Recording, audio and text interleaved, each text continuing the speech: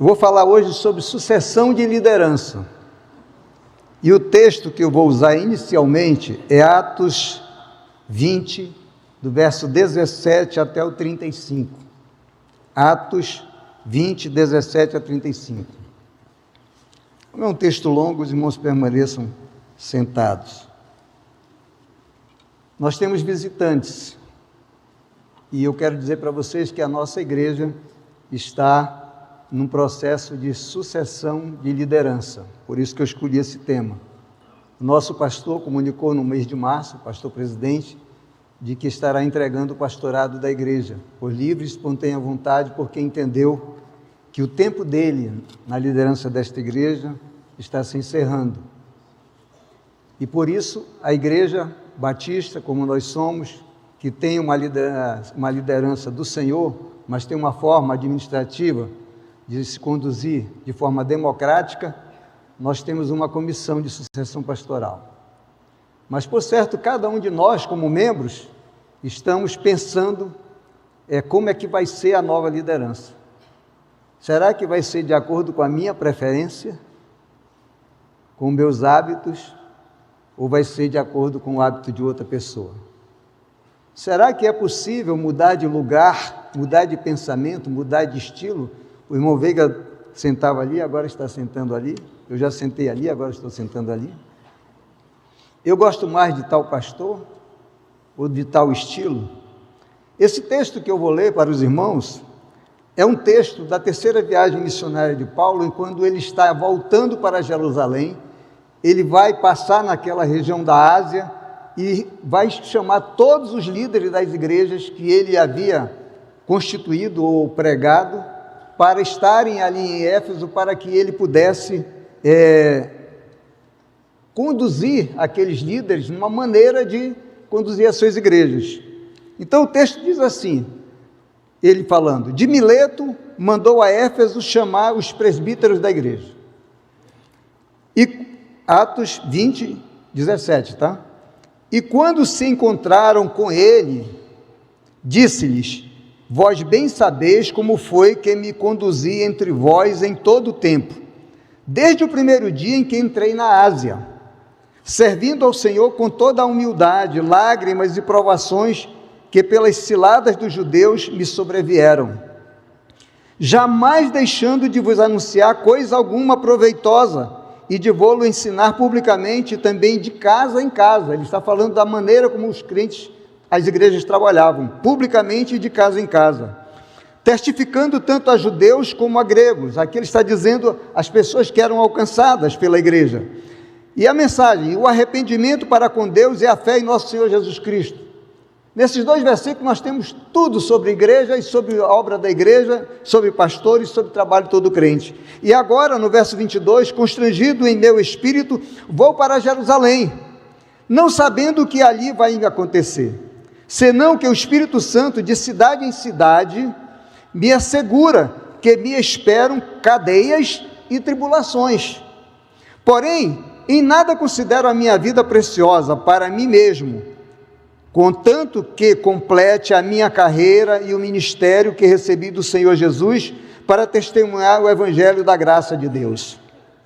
Agora, eu sei que todos vós, em cujo meio passei pregando o reino, não vereis mais o meu rosto.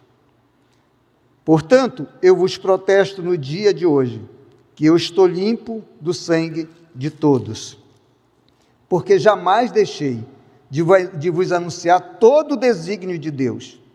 Atendei por vós e por todo o rebanho, sobre o qual o Espírito Santo vos constituiu bispos, para pastoreardes a igreja de Deus, a qual ele comprou com o seu próprio sangue.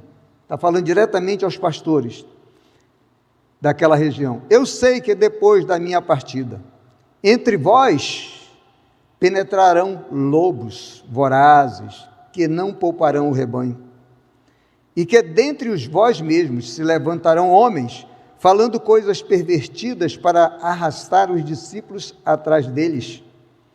Portanto, vigiai, lembrando-vos de que, por 3 anos, noite e dia, não cessei de admoestar com lágrimas a cada um, Agora, pois, encomendo-vos ao Senhor e à palavra da sua graça, que tem poder para vos edificar e dar herança entre todos os que são santificados.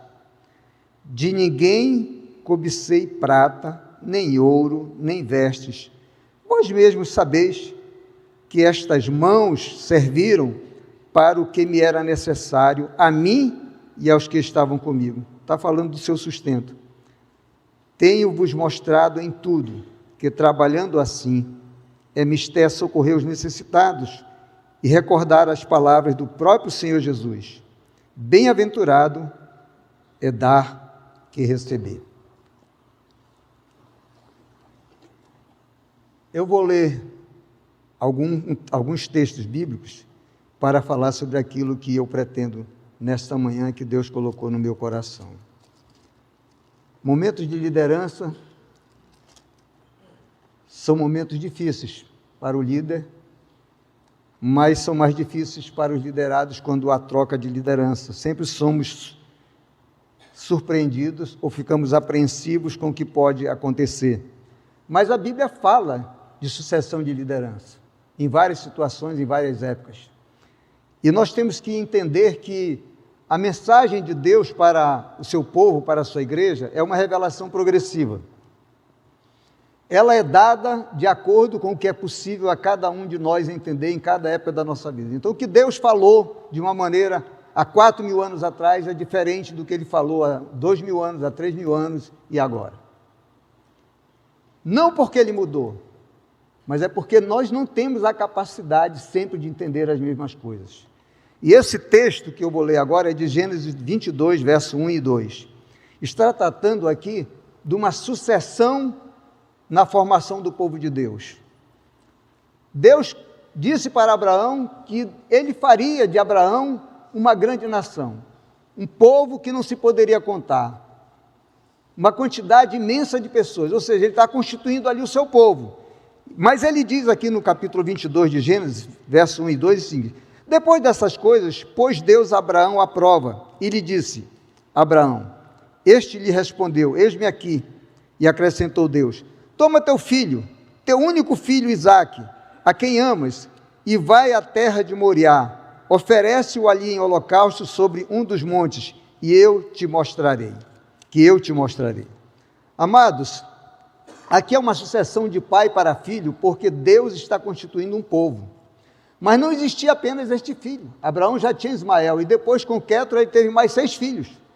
Mas esse texto diz o seguinte: disse Deus: toma teu filho, teu único filho. Por que ele diz teu único filho? Porque aquele é o filho da promessa. Aquela promessa foi dada a Abraão e a sua esposa. Tanto que quando Deus anunciou, ela riu. Não seria possível. Mas ele disse: este é o teu filho, o teu único filho, o filho da promessa. Então aqui temos a constituição de um povo, e Deus está dizendo que é com Abraão e Isaque que ele vai dar continuidade àquela promessa. Na sucessão, neste momento, o que nós estamos vendo é Deus definindo uma forma de sucessão. É de pai para filho. Mas depois nós vamos ver que existem outras maneiras de nós aprendermos com a Bíblia como devemos tratar a sucessão. Sucessão de liderança de todos os aspectos. Mas existem alguns princípios e alguns valores que nós podemos tirar desse texto aqui. O primeiro é que é Deus que define como vai ser essa sucessão. Ele está dizendo: o teu único filho. Pega Isaque, o teu único filho. Ele está definindo como é que ele quer fazer esse trabalho. Amados, nós como igrejas temos que entender o seguinte: quem vai definir a sucessão desta igreja é Deus.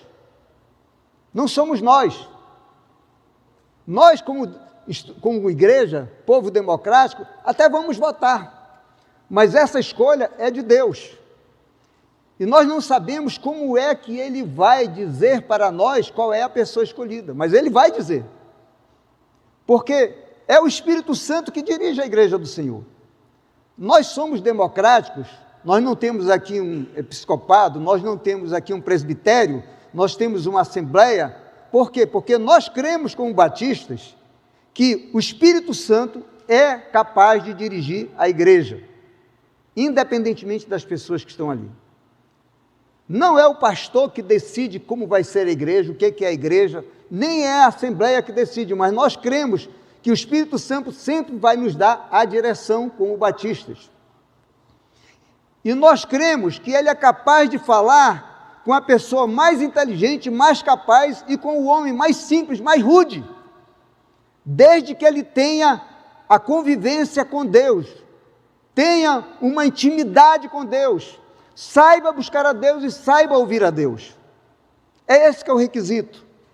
Mas aqui nós estamos vendo nessa sucessão que Deus é que está definindo como é que vai ser essa sucessão e nós devemos entender isso na nossa vida também.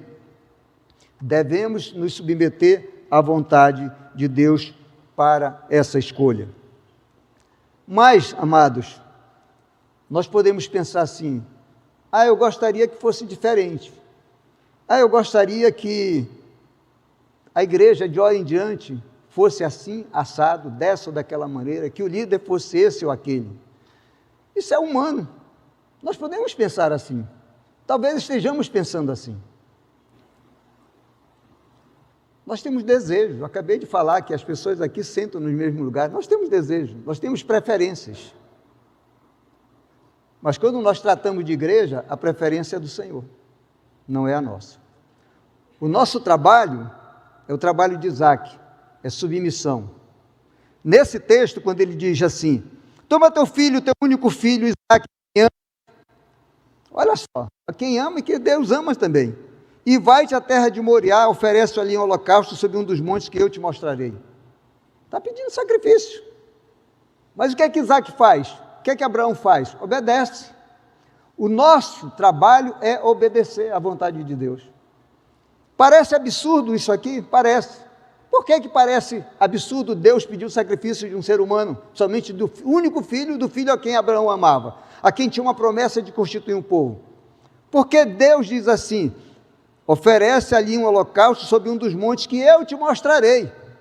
Não foi Abraão que escolheu o monte, foi Deus que indicou qual era o monte, porque lá estava a solução, lá estava o livramento, lá estava o cordeiro para substituir Isaac naquele sacrifício. Então nós temos preferências, mas Deus tem a decisão sobre qual é o monte, qual é o lugar, como vai ser. É Ele que sabe. E nós temos, como Isaac, que tirar a lição de obedecer. Então, assim como aconteceu com Abraão, Deus está formando o seu povo também, a igreja. E nós podemos contar com a sua bênção para isso. O segundo texto que eu gostaria de compartilhar com os irmãos é o texto de Josué, capítulo 1, versos 5 a 9.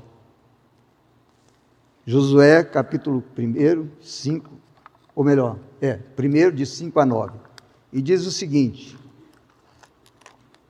ninguém te poderá resistir todos os dias da tua vida. Está tratando de Josué aqui, a sucessão de Moisés para Josué.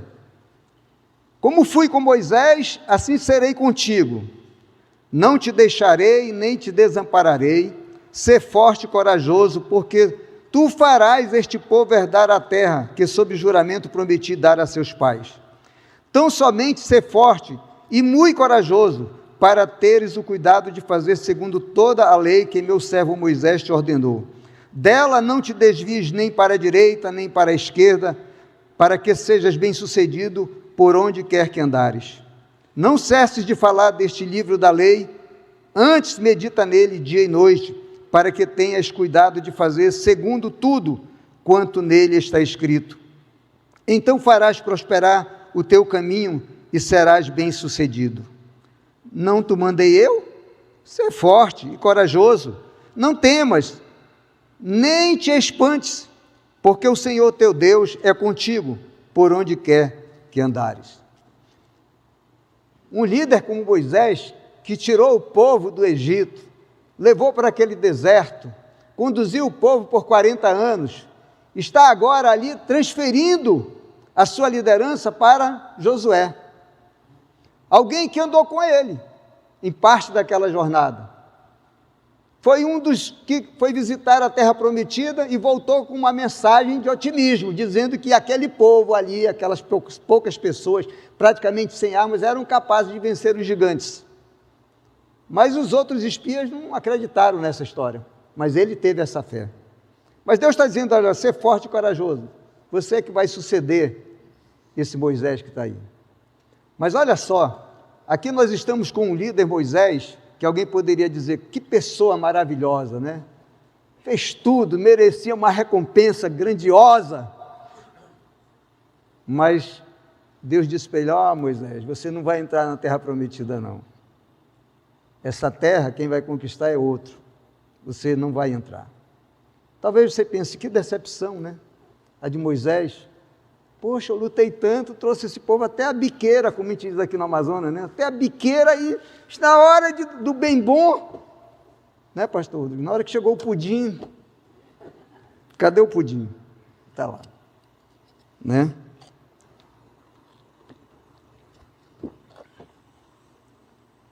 Mas Deus disse para ele assim: ó, Moisés, sobe ali, naquele monte ali, Monte Nebo, vai naquela parte mais alta, no cimo de Pisga, e você vai ver toda a terra que vai ser desse povo. Por que você trouxe esse pessoal? Existem alguns momentos assim na minha vida que eu considero assim privilegiadíssimos. Eu já fui nesse lugar, e realmente dá para a gente ver toda a terra de Israel. Hoje tem lá uma cruz com uma serpente, imitando aquela que livrava as pessoas da praga, e você vê até depois do Rio Jordão, vê tudo, e você fica pensando, foi isso que Moisés viu. As pessoas que vão ali ficam pensando, pedindo a Deus que seja um dia limpo, em que você possa ver tudo. E eu fico pensando em Moisés, chegando ali, poxa, que terra maravilhosa, eu gostaria de estar ali, estar aqui, mas Deus não vai me dar esse privilégio. Às vezes, uma liderança que passa por uma igreja, fica assim, olha para aquela terra e fica pensando, como eu gostaria que fosse assim, tivesse acontecido tal coisa, eu gostaria de ver esse momento, mas Deus diz assim, não, esse momento não é para você, esse momento é para outro. E Deus está aprovando aqui a liderança de Josué, porque Ele crê que aquele momento que vai se seguir agora, não é para Moisés, é para Josué. É ele que tinha uma liderança para guerrear, para conquistar aquela terra. Guerra mesmo, lutar com um povo, com outro, passar o Jordão, além do Jordão, aquém do Jordão, usar as tribos para poder conquistar aquela terra toda. Era o trabalho agora de Josué. E Deus disse assim, este é o homem para este momento, este é o homem para esta fase da vida do povo de Israel. Quando nós estamos numa igreja como essa, que já tem muitos anos, nós devemos pensar assim, qual é esse próximo momento? O que Deus tem para esta igreja depois desse primeiro quarto de século 21? Qual é o líder que Deus precisa para este momento? Qual é o propósito que Ele tem para esta igreja? E para cada fase, para cada momento da igreja do Senhor, Ele tem a liderança certa. Ou será que os irmãos imaginam o seguinte? Durante esses últimos anos, o maior ataque à igreja do Senhor foi na área doutrinária. Foi na firmeza bíblica. E talvez vocês pensem, quantas coisas, quantas novidades surgiram no mundo evangélico, aqui no Brasil. Igreja pregando coisa que não está na Bíblia. Pastor se desviando daquilo que é a firmeza da palavra de Deus. Quem Deus levantou para esse tempo? Norton Lages Altino. Eu me lembro que o pastor Exaltino era pastor dessa igreja, quando houve aquela proliferação de problemas nas igrejas aqui. Gente saindo para tudo que é tipo de igreja. Mas com a palavra de Deus, Pastor Norton e pastor Exaltino mantiveram essa igreja, o que eu posso dizer? Fiel à palavra do Senhor. Fiel à palavra do Senhor. E o que é que Deus diz para Josué? Não cesses de falar deste livro da lei, antes medita nele dia e noite, para que tenhas cuidado de fazer segundo tudo quanto nele está escrito. Então farás prosperar o teu caminho e serás bem-sucedido. Palavra para Josué, palavra para nós. O nosso sucesso está em falar do livro da lei, em meditar, em fazer, e é isso que vai fazer prosperar o nosso caminho.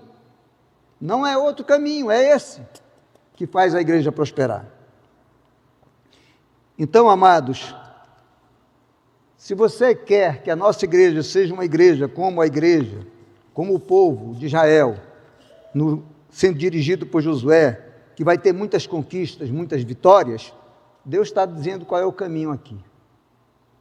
Não é se desviando da palavra dele, não é fazendo coisas que estão fora da palavra de Deus, é fazendo o que está no livro da lei, meditando, fazendo, e ele vai prosperar o nosso caminho, nós seremos bem-sucedidos. Uma vez eu perguntei para o pastor Lane Doyle, aliás, para a irmã Janel Doyle. Irmã Janel, quem não conheceu aqui para o casal Doyle, vou dizer quem é.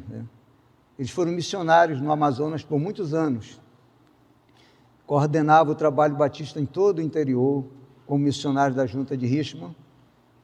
E eles, então, dirigiram muito tempo o trabalho das igrejas pequenas, mas principalmente coordenação do trabalho missionário. E eu disse para ela, me diga uma coisa, o que a senhora e o pastor Lane consideram assim como a coisa maior de sucesso? Aquela pergunta que historiador gosta de fazer, que não tem nem muito sentido. Gosto de maior sucesso assim do trabalho de vocês. Aí ela disse assim, está dentro da vontade de Deus. O que é isso? É que aquilo que parece sucesso para os outros, aquilo que é muito importante para os outros, pode ser para os outros, mas se não está dentro da vontade de Deus, não é o que ele considera sucesso. Não é o que ele considera sucesso. O que ele considera sucesso é aquilo que está dentro da vontade dele. Amados, então assim como foi com Josué, nós devemos entender que esta igreja vai viver uma nova fase. Mas essa fase não quer dizer que nós vamos nos afastar da palavra de Deus. Teremos dificuldades, como o povo de Israel teve na terra, para conquistar a terra? Sim, isso é comum. Mas a Bíblia está dizendo, ser forte e corajoso, igreja. Ser forte e corajosa, primeira igreja. Eu estou contigo. Eu não abro mão de estar contigo. Agora, qual é o líder que Deus vai dizer assim? Ô fulano de tal, você que vai assumir a primeira igreja batista de Manaus, eu quero te dizer, ser forte e corajoso, não temas, nem espantes, porque o Senhor teu Deus, eu sou contigo, por onde quer que fores. É esse líder que nós queremos. É um líder a quem Deus possa dizer isso. Eu estarei contigo. Então, qual é o Josué da primeira igreja batista de Manaus? Nós ainda não sabemos. E a maneira como nós escolhemos, eu já disse aqui. Mas já foi diferente no passado. Então, para não dizer que eu deixei de contar a história, eu vou contar a história. Pastor Eurico Nelson, no ano de 1906, ele era o pastor da igreja, desde a fundação da igreja. Aí ele estava querendo encerrar o pastorado aqui, aí ele teve a convenção, né, do Vale do Amazonas, chamou todas as igrejas e vieram os pastores da região que trabalhavam. Naquela época já tinham alguns pastores, não eram muitos, mas pelo menos uns 6 já tínhamos naquela época.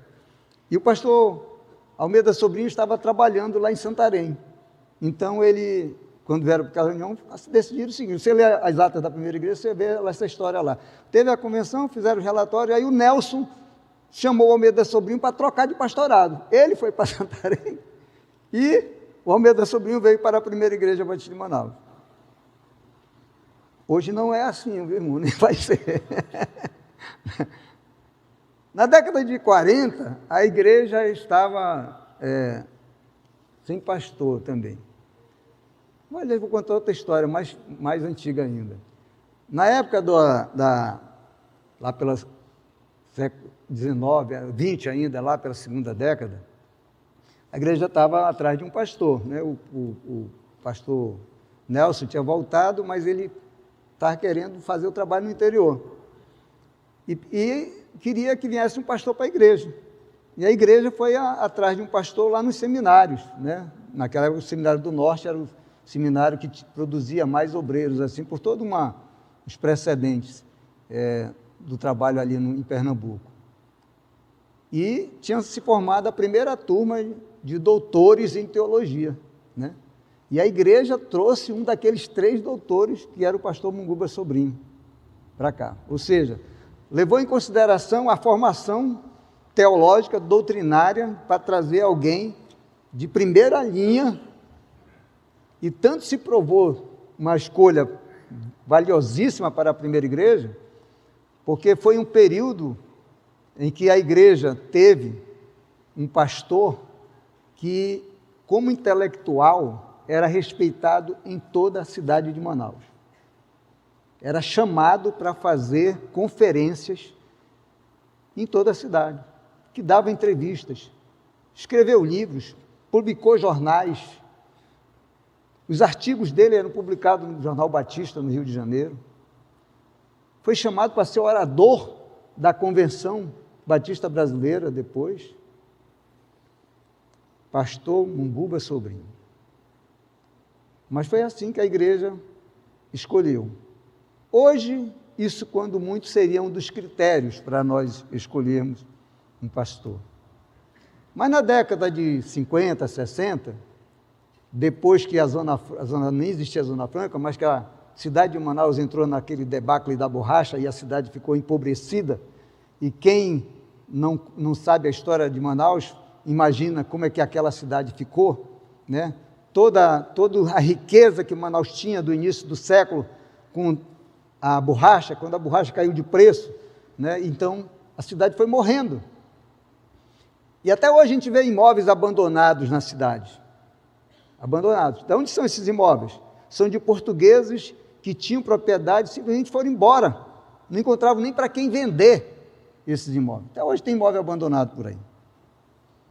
E que não se pode fazer nada, porque tem dono. Mas a cidade ficou uma pobreza toda. Na década de 50, quando eu nasci, ainda a cidade tinha luz esporadicamente, não era o dia inteiro não. Então essa pobreza ela demorou. Naquela época era muito difícil vir algum pastor para a cidade de Manaus. Então alguém comissionou um diácono da igreja: olha, você vai lá para a Assembleia da Convenção e procure saber lá alguém que tenha vontade de pastorear uma igreja lá na Amazônia, como a primeira igreja. E assim foi feito, porque era muito difícil trazer alguém para cá. E recomendo daqui, recomendo daqui lá. Hoje, não é assim. Quando muito, isso é um critério.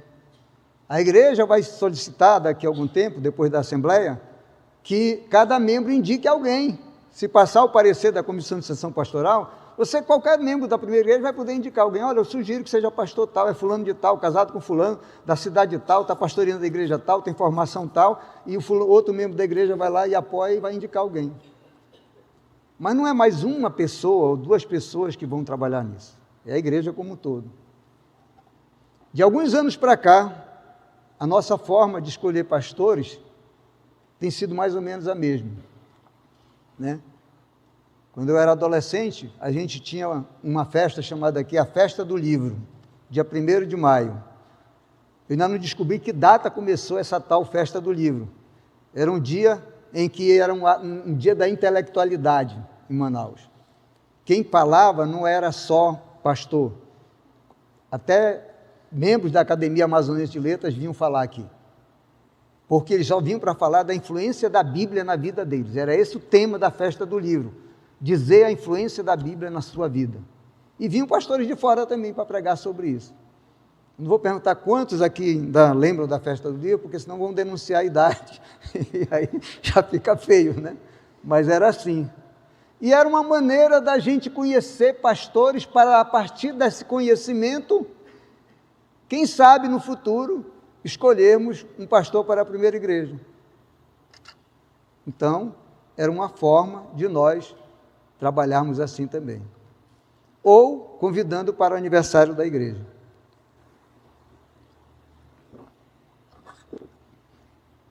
Então, o ideal é que seja o líder, assim como você, já tendo algum conhecimento. Moisés conhecia Josué. Deus conhecia Josué. Ele sabia para quem ele estava entregando o povo dele. Ele sabia. Tinha segurança nessa entrega. Mas eu quero ler um outro texto, que é 1 Reis, capítulo 1, 32 a 40. 1 Reis, que trata da sucessão de Davi para Salomão. Diz o seguinte: disse o rei Davi. Para entender esse texto aqui, é preciso saber o seguinte: Davi já estava idoso, já estavam pensando quem seria o seu sucessor.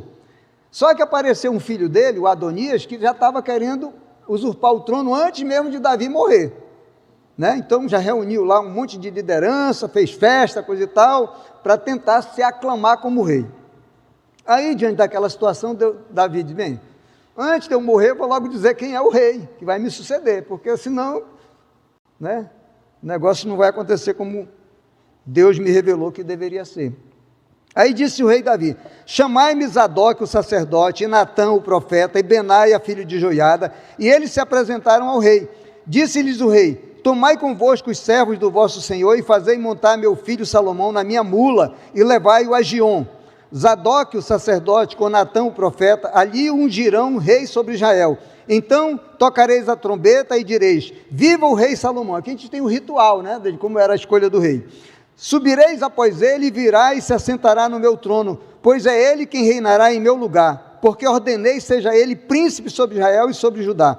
Então Benaia, filho de Joiada, respondeu ao rei e disse: amém, assim o diga o Senhor, Deus do rei meu senhor. Como o Senhor foi com o rei meu senhor, assim seja com Salomão, e faça que o trono deste seja maior que o trono do rei Davi, meu senhor. Atentem para esse versículo. Olha só. Ele está dizendo, na frente do rei, como o Senhor foi com o rei, meu senhor, assim seja com Salomão. E faça que o trono deste, Salomão, seja maior que o trono do rei Davi, meu senhor, na frente de Davi. Então desceu Zadok, o sacerdote, e Natã, o profeta, e Benaia, filho de Joiada, e a guarda real fizeram montar Salomão a mula que era do rei Davi e o levaram a Giom. Zadok, o sacerdote, tomou do tabernáculo o chifre do azeite e ungiu a Salomão. Tocaram a trombeta e todo o povo exclamou: viva o rei Salomão!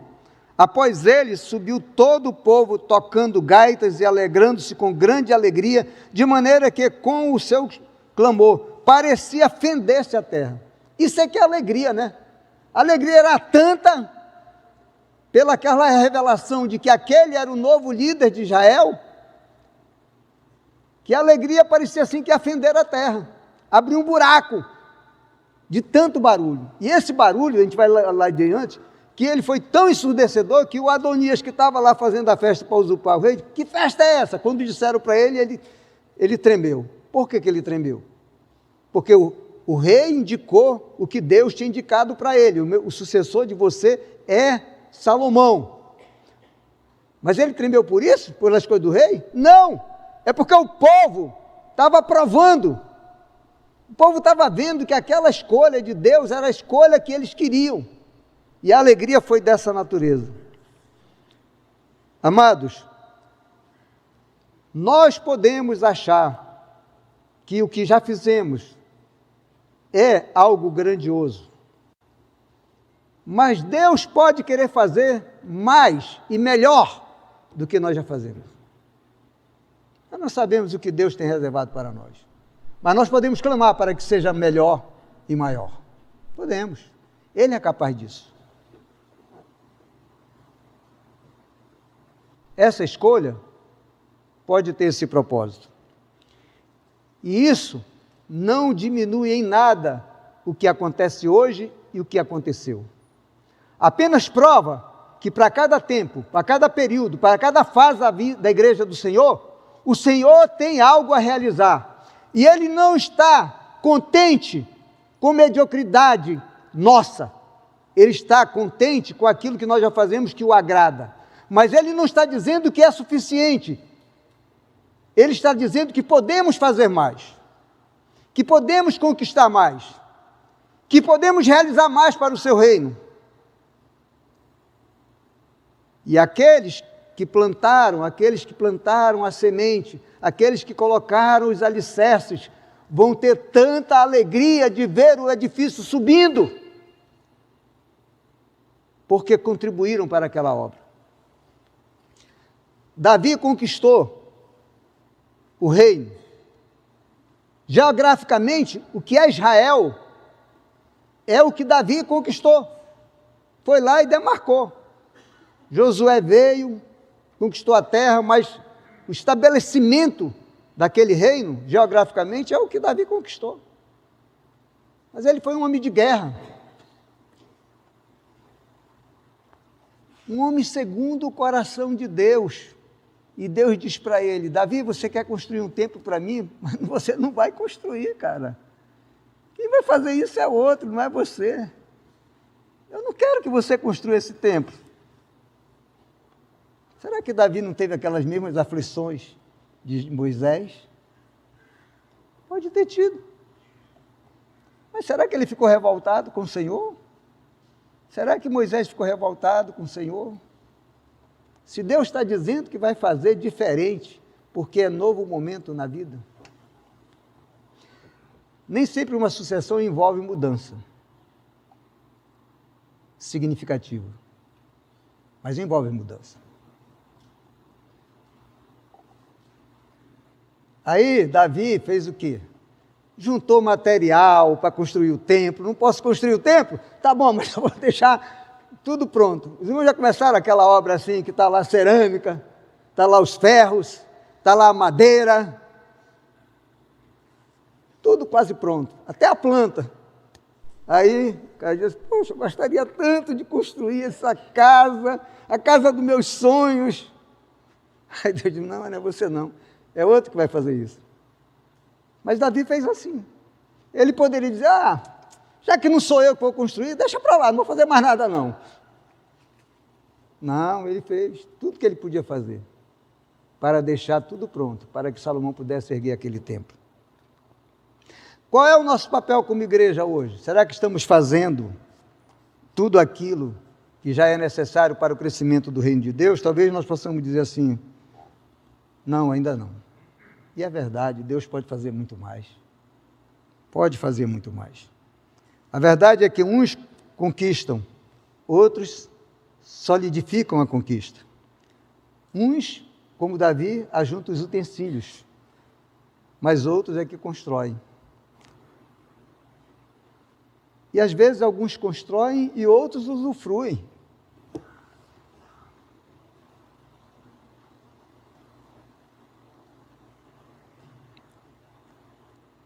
Assim como Deus abençoou Davi e Salomão, e deu a este uma sabedoria espetacular para dirigir aquele povo, e enquanto ele esteve na vontade de Deus, dirigiu o povo com aquela sabedoria que Deus lhe deu, e tornou o reino conhecido em toda a terra, ao ponto de outros reis irem lá visitar Salomão para conhecer a sabedoria do rei. Nós devemos, como na primeira fase da vida de Salomão, ficar dentro da vontade de Deus, e Ele vai nos dar sabedoria para fazer muito mais e melhor. Em conclusão, eu gostaria de ler um texto de 1 Timóteo 3, de 1 a 7. Quem é o líder que Deus quer escolher para a primeira igreja e que nós sejamos capazes de reconhecê-lo, para convidá-lo, para vir liderar esse rebanho? O texto de 1 Timóteo já diz quais são os critérios para esse líder. Eu não posso mudar esses critérios, nem você pode mudar. 1 Timóteo 3, de 1 a 7 diz: fiel é a palavra. Se alguém aspira o pastorado ou episcopado, excelente obra almeja. É necessário, porém, ou portanto, que o bispo, pastor, seja irrepreensível, esposo de uma só mulher, temperante, sóbrio, modesto, hospitaleiro, apto para ensinar, não dado ao vinho, não violento, porém cordato, inimigo de contendas, não avarento, e que governe bem a própria casa, criando os filhos sob disciplina, com todo respeito. Pois se alguém não sabe governar a própria casa, como cuidará da igreja de Deus? Não seja neófito, o novato, para não suceder que se ensoberbeça e incorra na condenação do diabo. Pelo contrário, é necessário que ele tenha bom testemunho dos de fora, a fim de não cair no opróbrio e no laço do diabo. Essa é a qualificação. Esse é o currículo. Nós só temos que seguir isso. A maior parte da minha vida, eu não passei nem como procurador, nem como juiz, passei como advogado. E trabalhei muitos anos, na primeira fase, com empresas multinacionais. Empresas que geralmente a sede era fora do Brasil. E eles têm critérios para trazer um CEO, como a gente chama hoje, para dirigir essas empresas. Por que que eles têm esses critérios? Porque eles sabem o que eles produzem, eles sabem em que momento eles estão vivendo no mercado, eles sabem onde que eles querem chegar, para onde eles querem crescer. Então, a escolha é feita de acordo com esses critérios. Irmãos, aqui nós temos muitos irmãos que trabalham em multinacionais e sabem que é assim. Mas uma das coisas que eles geralmente fazem, na maioria dos casos, é trazer alguém que já conhece aquela empresa. Por quê?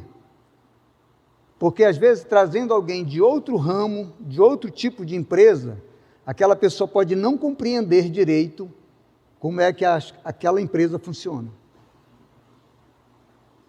Então, por exemplo, eu trabalhei muito tempo como advogado da Philips, do Brasil. Os diretores, mesmo os locais, nem estamos tratando de diretor brasileiro ou na Holanda, eram pessoas que geralmente iam galgando cargos dentro daquela empresa e mostrando competência para dirigir numa região e noutra. Eu ainda trabalho hoje para uma empresa chamada S-Law, que fabrica essas lentes Varilux que os irmãos usam, e eles não pegam geralmente alguém que vem de outro ramo para dirigir.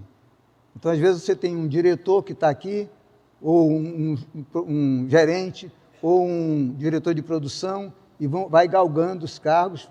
Para quê? Porque ele não é neófito. Ele conhece o negócio, conhece a filosofia daquela empresa. Um desses diretores, ele começou aqui como gerente de produção. Foi chamado a diretor. Depois diretor-geral. Agora já é diretor sul-americano. Um outro que eu conheci foi diretor aqui regional. Depois foi para a Ásia, para dirigir as empresas da parte da Ásia. Até ele ficava brincando comigo: Vanir, você gosta de fotografia? Vem aqui para o Camboja, para o Vietnã, que tu vai ter lugar espetacular para tirar foto. Ficava tirando sarro da minha cara. Mas ele governava aquela área toda. E um tempo desse, quando eu falei com ele, disse: não, agora eu estou em Paris. Porque é uma empresa francesa. Por que as empresas agem assim? Para que não seja alguém que não conhece o ramo. Dificilmente essa igreja trará alguém que não tenha uma carreira, vamos dizer assim, ou não conheça o nosso meio batista, que venha de outra denominação. Eu acho quase improvável que isso aconteça. Porque igrejas batistas não agem assim. Nem o mundo lá fora age assim. Já aconteceu de alguma empresa chamar alguém de outro ramo, e vai lá e se dá bem? Já. Mas as experiências não são muito grandes, não. Os exemplos são poucos. Então, amados, nós já temos os critérios aqui. Os irmãos leiam esse texto. 1 Timóteo 3, de 1 a 7. Quando você tiver a oportunidade de sugerir à comissão de sucessão pastoral alguém que você quer que a comissão analise para ser um possível convidado, porque a gente vai analisar e vai trazer alguém para a igreja aprovar, para convidar, para ele vir visitar a igreja conhecer e ele conhecer a igreja. Olhe esses critérios. Esses são os critérios bíblicos. Nós não temos outros critérios. Os critérios são esses. É fácil encontrar um pastor com essas qualificações?